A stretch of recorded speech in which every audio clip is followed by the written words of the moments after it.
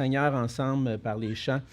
Et c'est une joie maintenant de pouvoir aussi ouvrir la parole de Dieu ensemble. Et j'aimerais vous inviter à ouvrir vos Bibles avec moi dans Éphésiens au chapitre 4.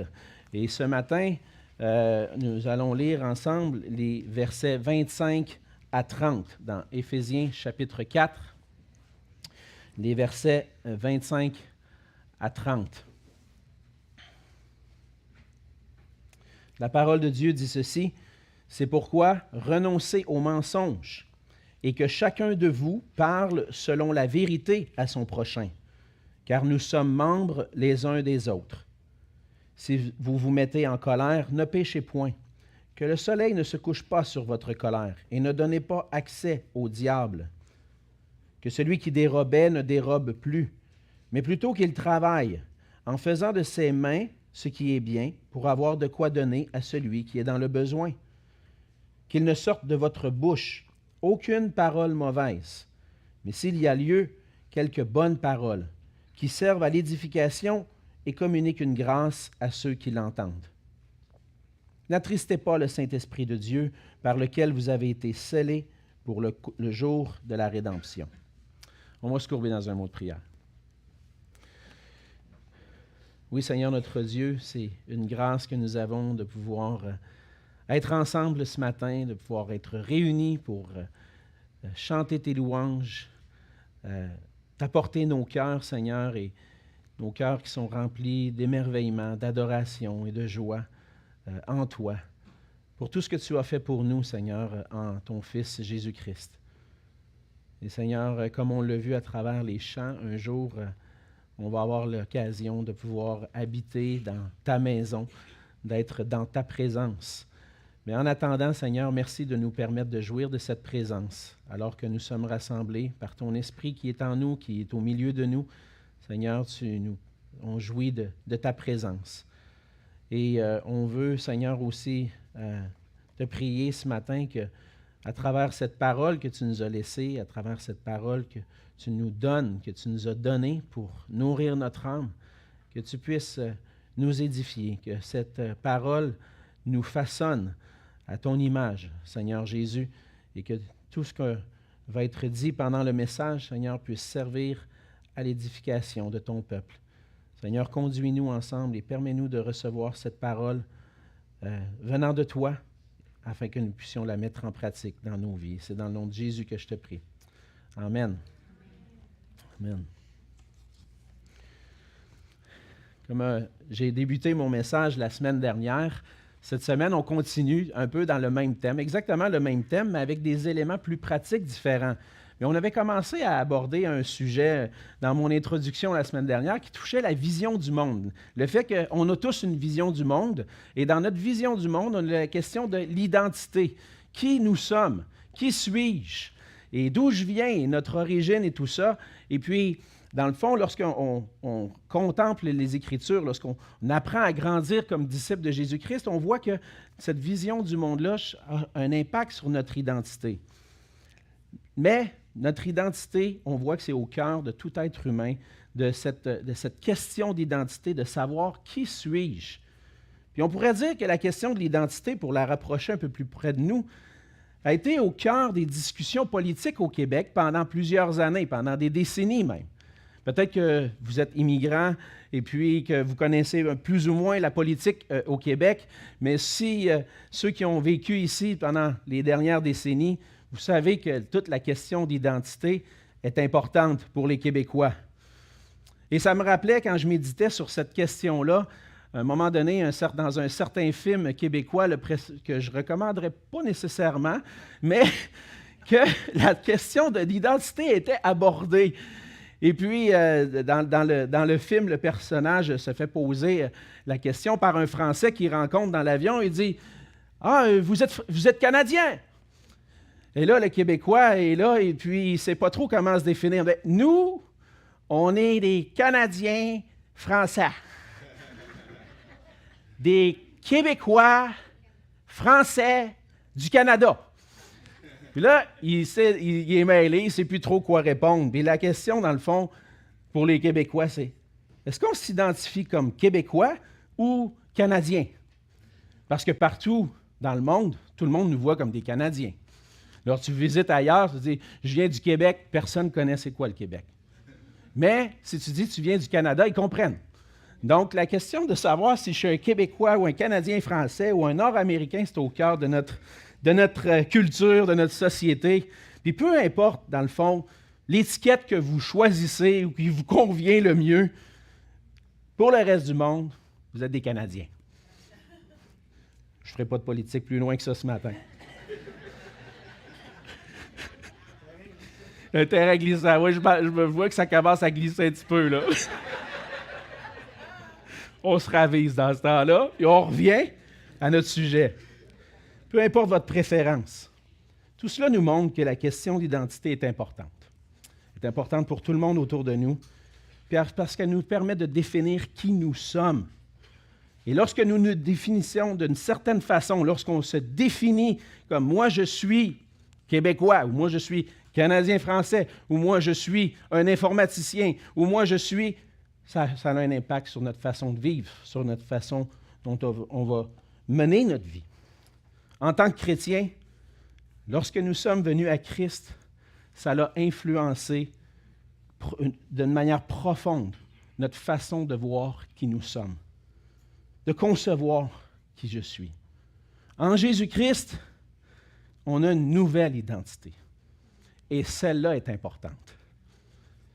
Maintenant que je ne me définis plus simplement en fonction de mes origines ou en fonction du pays où j'habite ou le pays que je suis citoyen, comme chrétien, comme Paul le mentionne, je m'identifie comme un disciple de Christ et Paul le mentionne dans Éphésiens 2, 19 de cette façon.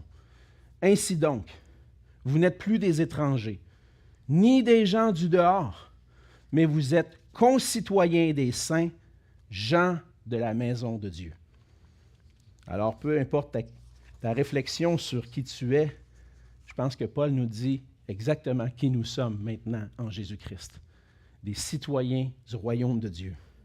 Et ce changement profond-là que Dieu a apporté dans notre vie lorsqu'on a placé notre foi en Jésus-Christ amène un changement dans ma façon de penser et d'agir. Et dans son épître aux Éphésiens, Paul adresse la question de l'identité du croyant et du changement qui s'est passé dans notre vie lorsque nous avons cru en Jésus. En Jésus-Christ, on réalise que maintenant, on est des enfants de Dieu par adoption. En Jésus-Christ, on fait maintenant partie du peuple de Dieu. Et c'est pour ça que, en Jésus-Christ, on voit des gens de toutes les nations. Il n'y a plus de barrière entre les Juifs et les non-Juifs. On voit même dans l'Église, quelqu'un visitait l'Église la semaine dernière, il me disait, ça me frappe combien cette Église ici est multiculturelle. Parce qu'il venait des États-Unis, puis souvent aux États-Unis, on voit les églises plus divisées selon les nations. Mais ici, on voit l'image de l'Église, que peu importe d'où tu viens, peu importe ton origine, tu es un enfant de Dieu. Nous sommes le peuple de Dieu, ensemble. Et ça a un impact. Et on a vu, un des impacts, c'est que le fait qu'en venant à Christ, nous avons appris Christ. Nous avons appris de lui à nous dépouiller du vieil homme et à revêtir Christ lui-même, l'homme nouveau. Et ce changement-là amène non seulement des changements dans qui nous sommes, mais aussi dans notre façon d'agir. La semaine dernière, on a vu ensemble les versets 25 à 27. Et on a vu que ce changement d'identité avait un impact sur deux éléments. Premièrement, sur le fait que maintenant, en tant qu'homme nouveau, femme nouvelle en Jésus-Christ, on arrête de mentir pour dire la vérité. Le deuxième élément qu'on a vu, c'est maintenant, on évite de pécher lorsqu'on se met en colère. Et il nous reste à voir ce matin dans les versets 28 à 30, trois autres éléments, trois autres aspects pratiques du changement profond que Dieu veut produire en nous.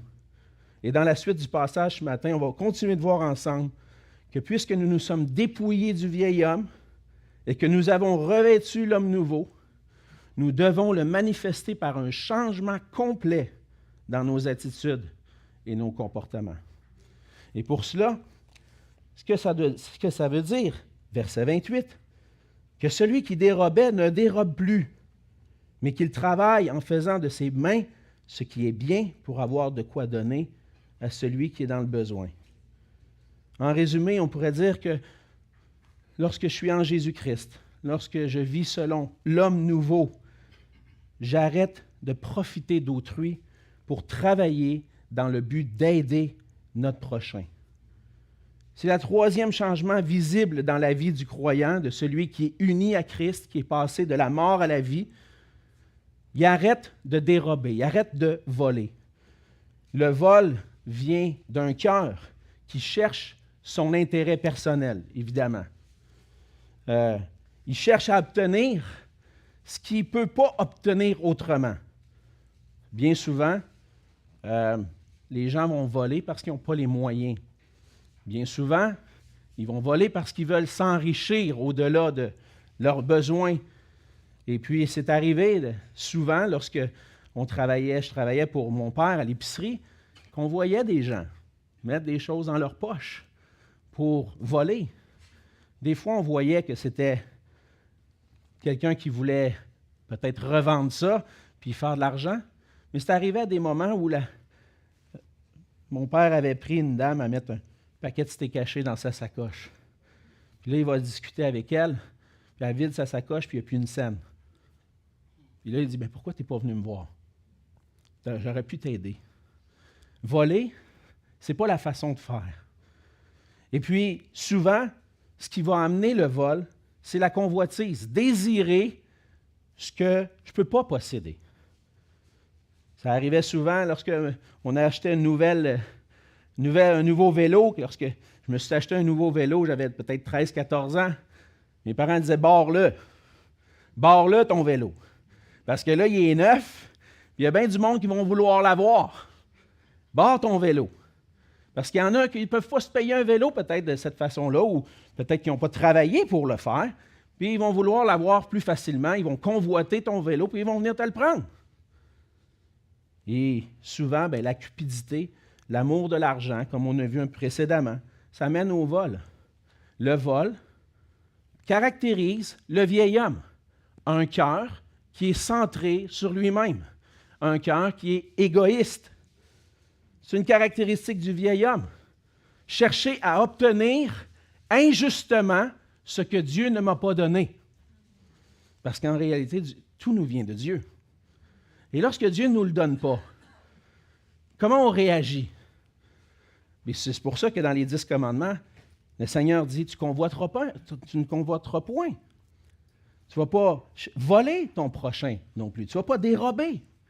Pourquoi? Parce que le cœur qui appartient au Seigneur fait confiance au Seigneur.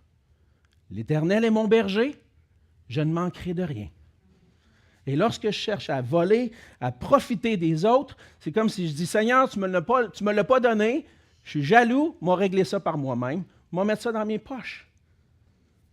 Mais ce qui est, peut-être que c'est évident pour nous les chrétiens aujourd'hui, c'est clair, on connaît ça, on ne vole pas. Mais là où c'est plus tentant de voler, c'est peut-être pour ceux qui vont diriger des entreprises. On voit dans les entreprises aujourd'hui, c'est dans certains domaines, qu'on charge beaucoup d'argent. Puis peut-être même au-delà de ce qui est nécessaire. Et puis, on profite du fait que je travaille à tant de l'heure, puis, moi, c'est 150 pièces de l'heure ou 200 pièces de l'heure. Des fois, c'est peut-être ça que ça vaut. Ce que je veux dire, c'est qu'on peut exagérer des fois sur le prix de la facture pour dire, je vais me la payer mes 2 semaines à Cuba, ou je vais me payer mon voyage en Europe. Parce qu'on met le crayon un peu plus pesant sur la facture. Ou encore, lorsque vient le temps de faire tes impôts, peut-être que tu aurais l'intention de dire, plutôt que d'écrire tel montant, je vais écrire un autre. Et plutôt que d'être, quoique de plus en plus, ça commence à être plus difficile parce que tout est informatisé, puis le gouvernement, il sait exactement c'est quoi ton rapport d'impôt avant que tu le fasses. Mais c'était plus possible, peut-être dans le temps, de dire, si je fais ça, je vais payer tant d'impôts de plus, je vais changer le montant. Ça peut être des tentations. Qu'est-ce qu'on cherche à faire? Si on est en affaires, des fois, un profit exagéré, à travers les impôts, ce qu'on veut, s'enrichir, éviter de payer les impôts que je dois payer. Tout ça, à quoi je pense lorsque je suis en train de faire ça? Je pense à moi. Je suis centré sur moi, puis je cherche à m'enrichir injustement. Paul dit, ça fait partie du vieil homme. Ça, c'est l'attitude du vieil homme, en fait. Et puis, là, tu as revêtu l'homme nouveau. Voici la façon dont toi, tu dois vivre maintenant. Et on doit travailler, c'est ce que Paul dit. Plutôt que de continuer de voler, maintenant, tu vas travailler en faisant de tes mains ce qui est bien pour pouvoir avoir de quoi donner à celui qui est dans le besoin. Déjà, on va régler une question. Le travail, c'est quelque chose de bon. Parce que Dieu a donné le travail avant la chute. Vous savez le commandement que Dieu a donné à Adam et Ève? Tu vas cultiver le sol. Vous allez vous multiplier, vous allez cultiver le jardin. Ce qui est venu après la chute, c'est la difficulté dans le travail. Donc, lorsqu'on pense que on travaille à cause qu'on a péché, c'est pas vrai. Parce que travailler, ça vient de Dieu. C'est quelque chose de bon. Puis c'est ce qu'on va faire toute l'éternité. On va servir le Seigneur. On va travailler pour la gloire de Dieu. C'est ce qu'on va faire. C'est bon. Dieu a créé le travail pour notre bien et pour qu'on puisse subvenir à nos besoins. Mais de nos jours, des fois, le travail me permet de servir mon prochain tout en gagnant quelque chose. Donc, pour mes besoins. Donc, c'est ce que le travail me permet de faire. Mais de plus en plus, avec les programmes sociaux, vous les connaissez, il y en a beaucoup, on peut ne pas travailler et vivre assez bien. C'est une possibilité. Je peux être chez moi, recevoir l'argent d'un programme social, puis je me dis, je n'ai pas besoin de travailler. Ça, c'est une possibilité. Il y en a qui sont dans l'incapacité de travailler. C'est pour ça qu'il y a des programmes sociaux. C'est pour aider ceux qui sont dans le besoin, ceux qui ne peuvent pas travailler. Mais des fois, on peut profiter en disant « Ah, le travail, trop difficile, je vais profiter d'un programme social, comme ça, je n'ai pas besoin de travailler. » Avoir revêtu l'homme nouveau, c'est que si je suis dans la capacité de travailler, je vais me mettre à travailler. Premièrement, pour survenir à mes besoins. Mais ce qu'on voit dans le passage, c'est que l'objectif du travail va un pas plus loin. Parce que c'est dans notre mentalité. Ben, c'est sûr, il faut que tu travailles. Si tu veux vivre, il faut que tu travailles. Si tu veux avoir une voiture, gagne l'argent puis achète la voiture. Si tu veux manger, travaille, tu vas manger. C'est un principe biblique. Mais pour des chrétiens qui ont revêtu Christ, l'objectif change un peu. Il n'est pas seulement centré sur moi. Pas seulement centré sur mes projets, sur mes objectifs, mais tourné vers l'autre. Et c'est ce qu'on voit quand Paul dit que ton objectif, plutôt que de voler puis être centré sur toi, tu devrais travailler avec les capacités que le Seigneur te donne, de tes propres mains. Pourquoi? Pour avoir de quoi donner à celui qui est dans le besoin. Hey, ça a changé complètement, là. On n'est pas juste des bons Québécois nord-américains qui travaillent et qui gagnent leur vie. Non, on est tourné vers l'autre. Je regarde les gens autour de moi, est-ce qu'il y a des besoins? Et on commence souvent par l'Église. Paul exhorte les Galates de prendre soin, de faire du bien à tous, particulièrement aux frères et sœurs dans la foi, pour s'assurer que personne ne manque de rien. Donc, on commence avec nos frères et sœurs. Est-ce qu'il y a des besoins dans l'Église autour de nous? Puis, peut-être que le Seigneur va t'ouvrir les yeux sur un besoin particulier. Il va là, ton objectif, c'est de dire, « Ah, je vais travailler.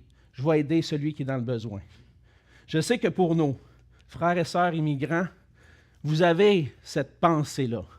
J'ai parlé à beaucoup de frères et sœurs qui viennent d'ailleurs, puis viennent au Canada, travaillent, puis travaillent un peu plus fort pour avoir de quoi donner à ceux qui sont plus pauvres dans d'autres pays, à la famille qui est ailleurs.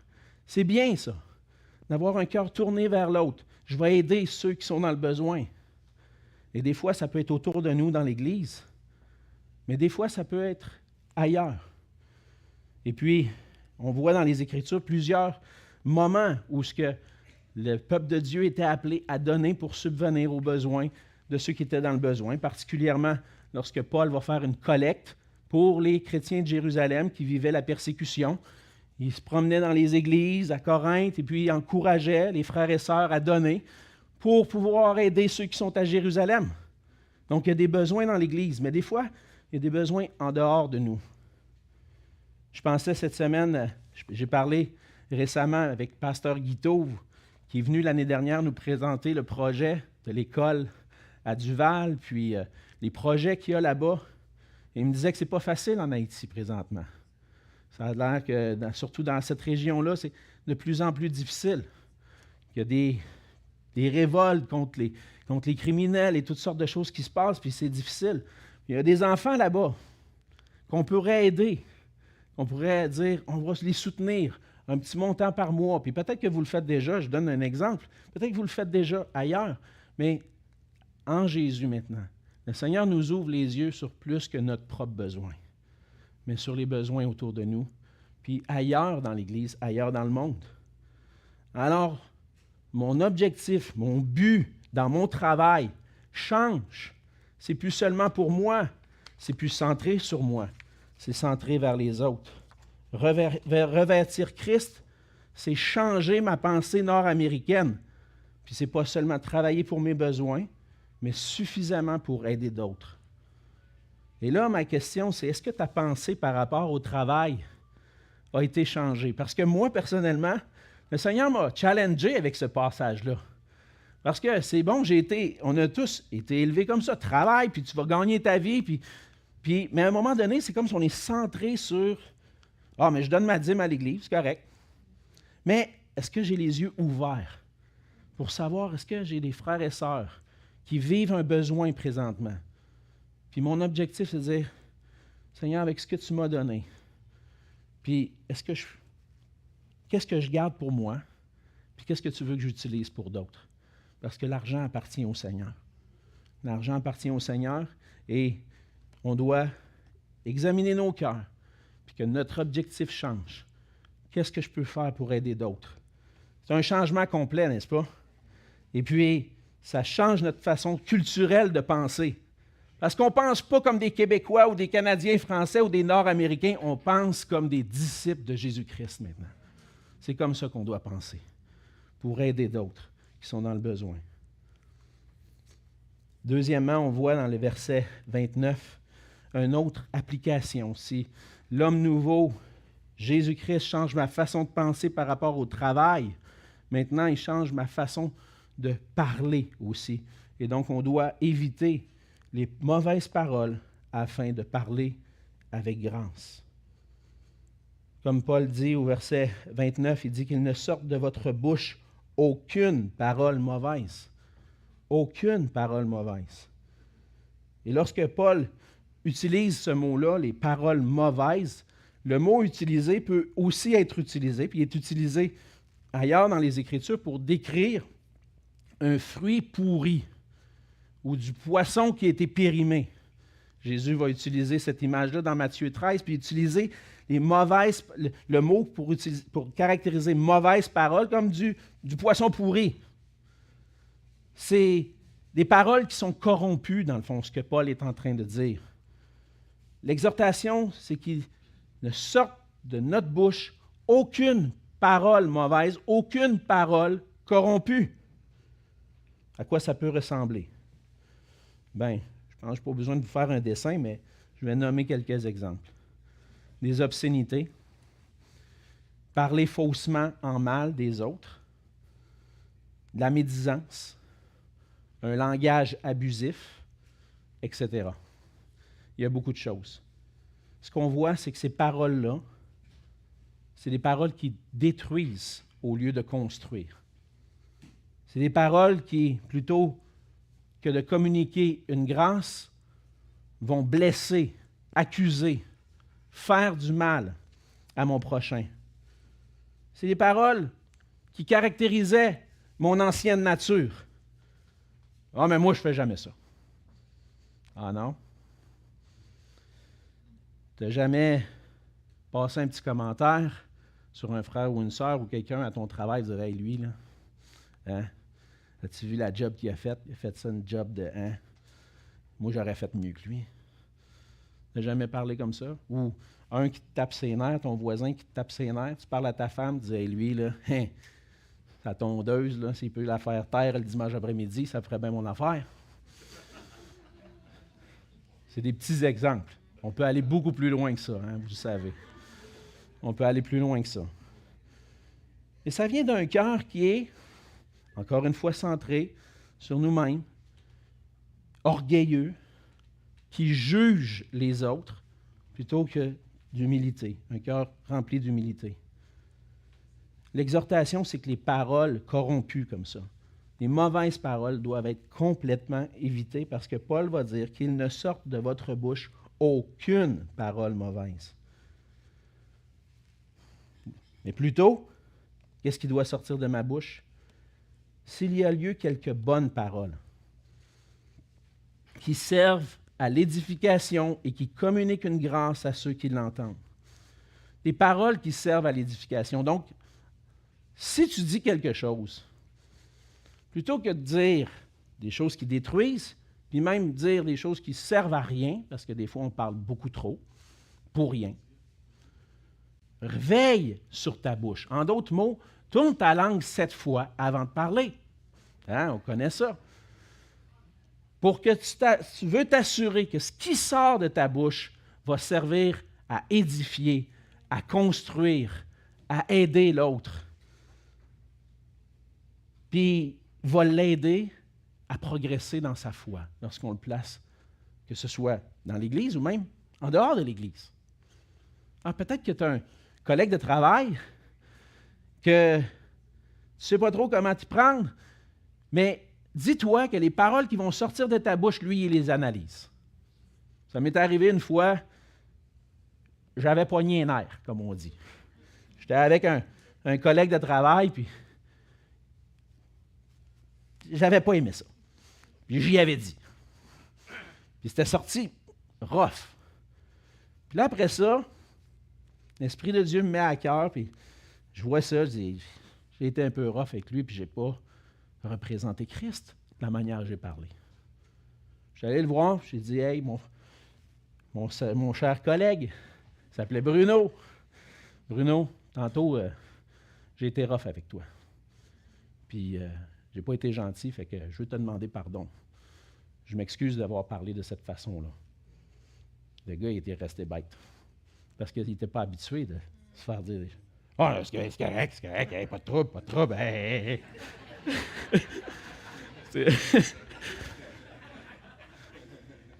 On sait tous, ça nous arrive tous, hein?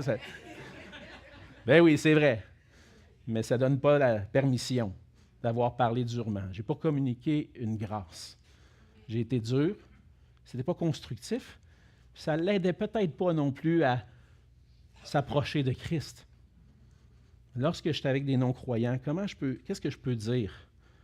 Que ce soit une parole de grâce, une parole d'amour, juste rempli de grâce pour que ça puisse construire, puis peut-être l'encourager à aller vers Christ. C'est des paroles qui communiquent une grâce. Lorsque je parle, je veux faire attention à ce que je dis parce que je ne veux pas décourager quelqu'un. Parce que des fois, on est facile sur la critique. On peut se concentrer sur ce qui ne marche pas. Et c'est souvent ce qu'on fait, que ce soit dans l'Église, au travail, à la maison. On se concentre sur ce qui ne marche pas. Puis on critique ce qui ne fonctionne pas. Mais la critique, souvent, atteint quelqu'un. Atteint le cœur de quelqu'un. Mais quand je lance dans la maison, il n'y a jamais rien qui marche ici. Attends un peu, là. Ta femme est là. Tes enfants sont là. Puis, je me parle à moi-même là, en passant, hein? Parce que ça l'arrive, des fois, ça ne marche pas à mon goût. Je reflète mon ancienne nature de cette façon-là. Mais lorsque Christ vient, il veut changer ça. Il veut changer nos cœurs pour ce qui sort de ma bouche soit quelque chose qui ne construit pas, qui décourage puis qui détruit. Il y a la place pour faire de la critique constructive. Il faut que ce soit bien fait. Ça m'arrive parfois d'arriver puis de corriger les travaux des étudiants qui font des études en théologie. Ils écrivent un travail de 4, 5, 6 pages, puis je corrige. Des fois, je note des choses qui sont à travailler, mais à la fin, ce que je veux faire, c'est l'encourager. Hey, j'ai été encouragé par ce que tu as dit. Ça, c'est excellent. Puis dans cette partie-là, j'aurais aimé mieux voir ça. Je pense que ça aurait été plus pertinent si tu avais développé telle chose. Je veux encourager, pas décourager. Et lorsque je vois quelque chose qui ne fonctionne pas, ou j'aurais le goût de dire une critique, je veux prendre le temps, premièrement, de regarder qu'est-ce que je peux dire qui va édifier puis qui va communiquer une grâce. Puis en communiquant la grâce, la personne sait très bien que ce que je veux soulever comme problème, c'est dans le but de construire. Mais si je ne précède pas mon intervention avec une grâce, tout ce que ça a l'air, c'est un chioleux. Il dit les choses, puis que finalement, il n'est pas prêt à s'impliquer dans ça. Le Seigneur nous demande que tout ce qui sort de notre bouche puisse servir à l'édification et communique une grâce. Et lorsqu'on cherche à édifier, on reflète Christ, qui par amour, lui, est venu nous communiquer sa grâce, pour nous prendre des ennemis de Dieu, perdus, sans aucun espoir. Il vient pour nous manifester son amour, sa grâce. Pourquoi? Parce qu'il veut nous amener à être réconciliés avec Dieu. Et c'est ce que Christ a fait. Il a tout accompli pour nous à la croix. Il s'est donné par amour, par grâce, pour nous amener en relation avec Dieu. Ça, c'est édifiant. Ça construit pour la gloire de Dieu. Oui, le Seigneur a critiqué parfois. Des fois, il a dit une parole qui jugeait les cœurs. Mais son but dans tout ça, c'était de gagner le cœur pour qu'il se tourne vers Dieu. C'est ce qu'on veut faire aussi par nos paroles. Communiquer la grâce de Christ. Amener l'unité plutôt que la division. Et ça commence avec des pensées et un cœur qui est transformé. Et puisqu'on a goûté la grâce de Dieu envers nous, on doit complètement éviter les paroles corrompues, mauvaises, puis chercher à communiquer la grâce à ceux qui nous entendent.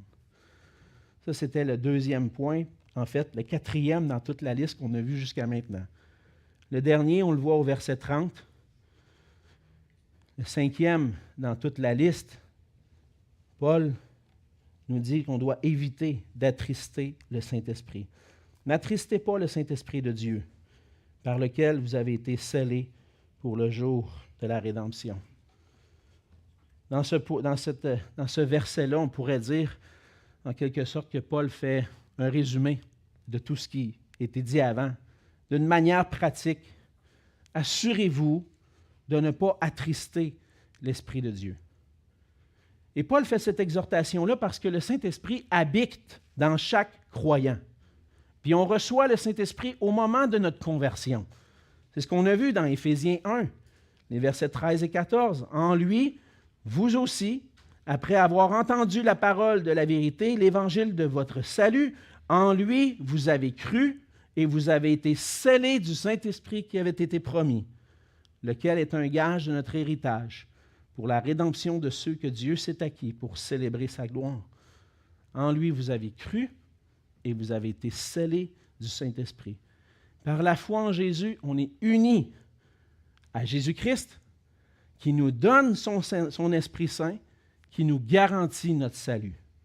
Donc le Saint-Esprit est là, vit en nous, habite en nous. Et par le Saint-Esprit, maintenant, on a la capacité de marcher selon l'homme nouveau. Le Saint-Esprit, c'est celui qui nous conduit, qui nous guide dans notre marche. C'est le Saint-Esprit qui fait qu'on commence à marcher avec Christ. C'est le Saint-Esprit qui se manifeste lorsqu'on confesse Jésus-Christ et qu'on continue de persévérer dans la foi au Seigneur Jésus, c'est l'œuvre de l'Esprit dans nos vies. L'Esprit est là, il est présent depuis le moment de ma conversion. Et puis, c'est le Saint-Esprit qui nous unit ensemble. 1 Corinthiens 12, verset 13, qui nous permet de vivre comme un seul corps. Donc, lorsque je ne marche pas selon l'homme nouveau, ça a une conséquence. J'attriste le Saint-Esprit. Et Paul dit, n'attristez pas le Saint-Esprit. Vous avez appris, vous avez revêtu l'homme nouveau, maintenant vivez selon l'homme nouveau pour ne pas attrister l'Esprit Saint. Et ici, Paul rappelle dans ce verset, dans le verset 30, en disant « N'attristez pas le Saint-Esprit de Dieu », il rappelle un passage du prophète Ésaïe qui dit que le peuple d'Israël avait attristé le Saint-Esprit dans le désert. Ésaïe rappelle le moment où Israël a été dans le désert après la sortie d'Égypte. Et qu'est-ce qu'Israël avait fait? C'était tourné vers les idoles, un veau d'or. Puis elle s'était détournée de Dieu pour adorer l'idole. Qu'est-ce qu'ils ont fait lorsqu'ils se sont détournés de Dieu? Ils ont attristé l'Esprit Saint. Et nous, ce que le Seigneur nous appelle, c'est que lorsque on vit, continue de vivre comme notre ancienne nature, le Seigneur nous dit, tu fais de la peine à l'Esprit Saint. Et là, en théologie, je sais, là, parce que là, j'ouvre une porte, vous allez entendre toutes sortes de choses qui disent que Dieu n'a pas d'émotion. Parce que Dieu ne change pas. Si Dieu a des émotions, bien, il change. Attends un peu, là. Est-ce que Dieu change parce qu'il est irrité contre le péché? Non. Dieu est toujours irrité contre le péché. Puis si tu pêches, puis si tu attristes le Saint-Esprit, tu éveilles la personne de Dieu qui est irritée contre le péché. Donc Dieu ne change pas à cause qu'il vit une émotion, à cause qu'il vit un sentiment par rapport au péché. Ce sentiment-là est toujours là en Dieu. Et là, lorsque tu attristes le Saint-Esprit, lorsque tu vis selon le vieil homme, tu attristes le Saint-Esprit, puis cette tristesse-là nous est communiquée par l'Esprit Saint pour nous montrer que Dieu peut être attristé par notre conduite. Dieu n'est pas indifférent à notre façon de vivre. Nous sommes ses enfants et on doit vivre pour sa gloire. Et donc, si on a vécu le changement de s'être dépouillé du vieil homme pour avoir revêtu l'homme nouveau, on doit éviter d'attrister le Saint-Esprit. Parce que c'est le Saint-Esprit qui nous a scellés pour le jour de la rédemption.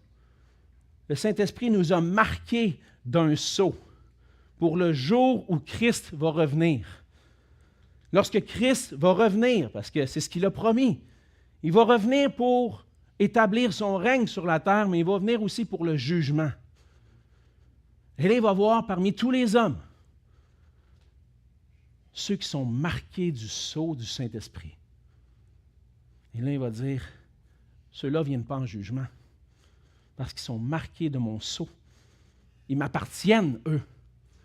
C'est la garantie que j'ai payée pour eux, qu'ils sont justes devant Dieu parce que j'ai accompli pour eux. Eux ne vont pas à la condamnation. Mais ceux qui n'ont pas été marqués de son sceau vont être condamnés. Le Saint-Esprit nous a marqués pour qu'on évite le jugement et qu'on puisse hériter la vie éternelle. Et tout comme le jour de la venue de Jésus-Christ était prévu d'avance, le jour de son retour est aussi prévu d'avance. On ne sait pas quand est-ce que ça va arriver.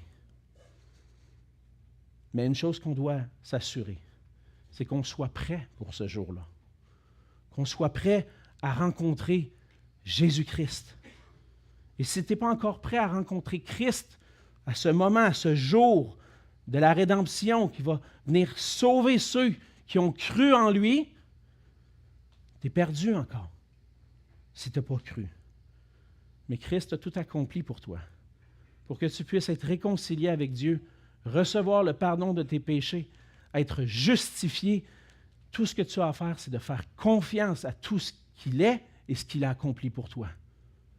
Tu as besoin de réaliser que tu es un pécheur qui est éloigné de Dieu, qui vit contrairement à ce que Dieu demande pour te détourner, te tourner vers Dieu et saisir la grâce du pardon qui est en Jésus-Christ.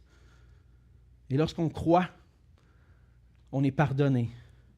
On est uni à Jésus-Christ qui nous donne sa justice, qui nous sanctifie, qui nous fait paraître juste devant Dieu, puis il nous donne son Saint-Esprit qui nous marque pour le jour de la rédemption.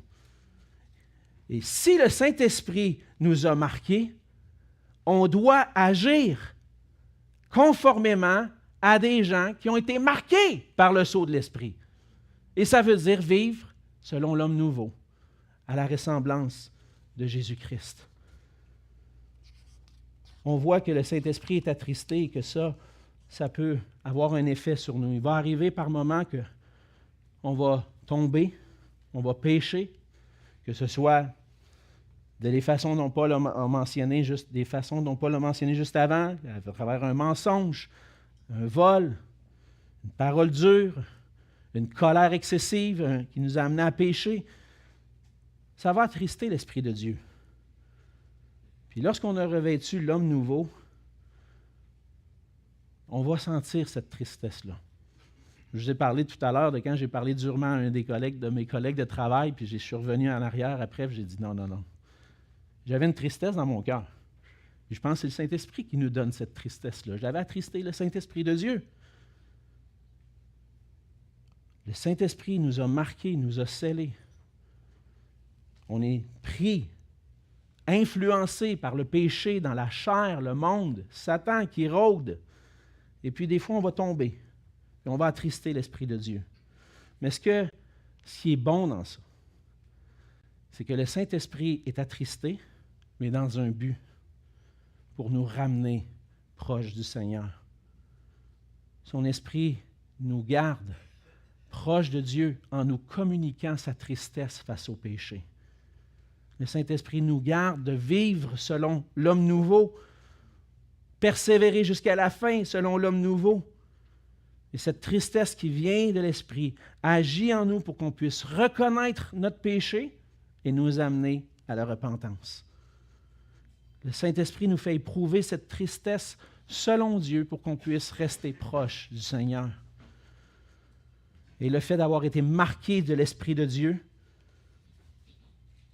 nous amène ensemble, nous tous qui avons été marqués de ce sceau, à être unis ensemble et à rester unis dans la vérité. Donc, si j'ai manqué envers un frère ou une sœur, que ce soit en parole ou en action, le Saint-Esprit va en être attristé. Puis ça va arriver. Dans l'Église, je le sais, ça l'arrive. Je ne vois juste ça va arriver, ça l'arrive. Je suis capable de parler au présent. Je vois des situations où des fois, mon cœur est attristé parce que je pense que ça vient de l'Esprit de Dieu. Puis, un frère et une sœur ne s'accordent pas, deux frères ensemble, il y a quelque chose qui ne fonctionne pas. Ça m'attriste. Parce que ce que l'Esprit de Dieu veut faire, c'est nous unir ensemble, nous garder unis. Et lorsque tu as parlé durement envers un frère, lorsque tu as manqué de sagesse peut-être dans tes paroles, peut-être que l'Esprit communique sa tristesse à ton cœur. Ça devrait t'amener à aller te réconcilier avec ton frère. À admettre, écoute, je t'ai communiqué quelque chose, je pense que j'avais besoin de te le dire. Mais de la façon dont je te l'ai dit, ça manquait de grâce. Ça manquait d'amour envers toi. Ça t'a peut-être découragé plutôt que de t'aider, t'encourager. N'hésitez pas, si le Saint-Esprit met en lumière des choses comme ça dans vos cœurs. Demandez-lui qu'il vous donne le courage d'aller confesser, de vous repentir, puis rétablir les relations. Parce que c'est ça que le Saint-Esprit veut faire. Nous garder unis, ensemble. Et lorsqu'on est marqué de son sceau, on va vouloir manifester l'homme nouveau dans nos relations. Donc, on a vu beaucoup d'implications. Si notre identité a changé, si je suis dépouillé du vieil homme et que j'ai revêtu l'homme nouveau, ça va se voir dans mes attitudes, dans mes comportements. Parce que suivre Christ, ça a des implications pratiques dans la vie de tous les jours, dans mon foyer, dans l'Église et à l'extérieur. Suivre Christ change ma façon de penser et d'agir. Et si je suis en mesure de refléter l'homme nouveau, c'est possible parce que l'œuvre de Christ en nous pousse à mettre tous nos efforts pour préserver notre témoignage, préserver l'unité. Si tu aimes ton prochain, tu vas parler selon la vérité. Si tu aimes ton prochain, tu vas éviter de te mettre en colère excessive contre quelque chose qu'il a fait. Si tu aimes ton prochain, tu vas lui faire du bien à travers ce que le Seigneur te donne. Si tu aimes ton prochain, tu vas vouloir construire, édifier à travers tes paroles. Lorsqu'on est scellé de l'Esprit de Dieu, lorsque Christ vit en nous, c'est possible. Et pour ça, on a besoin de s'arrêter pour que le Seigneur nous aide à considérer, Seigneur, que veux-tu que je change dans ma façon d'agir dans ces choses que tu m'as montrées? Parce que ce que je veux, c'est vivre conformément à toi. Conformément à ta ressemblance, Seigneur Jésus. Ce que je veux qu'il paraisse autour de moi, dans l'Église, ailleurs, ce n'est pas Alexandre Marquis, c'est Jésus-Christ. Et si, des fois, vous dites, « Ah, Alexandre, toi, tu es un bon gars, tu es comme ça, c'est l'œuvre de Christ en moi. Parce que moi, je sais, au plus profond de moi-même, le mal que j'ai la capacité de faire. Mais si je peux faire le bien aujourd'hui, c'est par sa grâce. Et c'est même pour chacun de nous. Ce qu'on veut faire, maintenant, vivre cette grâce-là que le Seigneur a eue pour nous et la vivre envers tous autour de nous. C'est à ça qu'on doit travailler ensemble. Si on veut vivre ensemble à la ressemblance de Jésus-Christ et la gloire de notre Dieu. Prions. Seigneur notre Dieu, merci pour ta parole. Seigneur Jésus, merci pour toutes tes grâces et tes bontés envers nous. Chaque dimanche, j'aurais envie de relire Éphésiens 1, 2 et 3 pour voir toutes les bénédictions qu'on trouve en toi. Seigneur, on a tout reçu par toi. Et lorsqu'on a tout reçu, tu nous as aussi transformés pour qu'on vive conformément à ta volonté, Seigneur Jésus, pour qu'on puisse te ressembler, vivre pour toi, vivre pour ta gloire. Et maintenant, Seigneur, on te demande que tu puisses nous transformer dans tout ce qu'on peut dire, dans tout ce qu'on peut penser, dans les attitudes de nos cœurs, dans nos actions. Nous voulons te refléter, Seigneur Jésus. Nous voulons manifester Christ aux gens autour de nous, dans notre famille, dans notre foyer, dans l'Église et à ceux qu'on côtoie qui ne te connaissent pas. Seigneur, utilise-nous pour manifester qui tu es, pour manifester ton amour et ta grâce à ceux qui nous entourent. Et qu'à travers nous, Seigneur, les gens puissent voir ta gloire et se tourner vers toi pour être sauvés et goûter à ta grâce. Transforme ton Église, Seigneur, transforme-moi, transforme-nous pour ta gloire, au nom de Jésus. Amen.